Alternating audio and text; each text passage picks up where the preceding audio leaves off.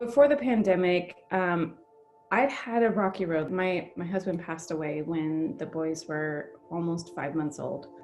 Um, and then I almost lost one of the babies like 3 months later to meningitis. He was in the hospital for 2 weeks.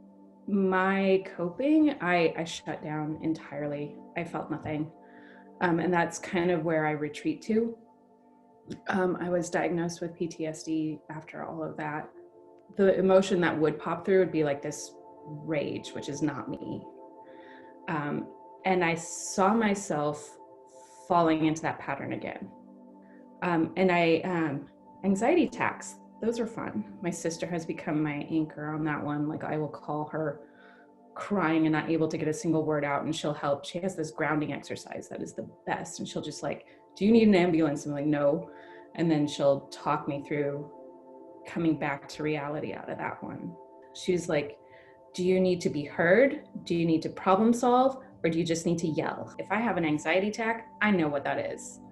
Like I can call my sister. I've actually written down in my phone like the steps for this grounding exercise. So if I'm not, I can try doing it on my own. There, if I feel like that PTSD shutdown, I know things that I can do for that. But like this is unknown. That inability to focus, that's new. Even when I was, in the throes of grief and PTSD, like I still got my shit done. Like I had twins, I had a house to run, I had babies. Like I could still, I called it Robot Stacy. Like I was robot mom. I could plow through and get everything done. Like what's the next function? But this aimlessness is so weird. There's nothing to do, nowhere to go. Like level of free time is almost a burden. You think like when you're so busy, like, oh, I would love some free time, but it's a blessing and a curse, isn't it? We've all been through this pandemic. We've all had this shared experience. Why isn't mental health a shared experience too?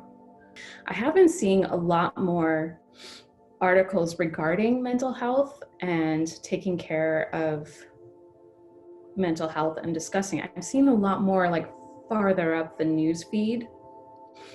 And so I think getting the words out there, getting them explained and defined, and seeing those words and those stories in more places, and then showing how people react to them, that's huge.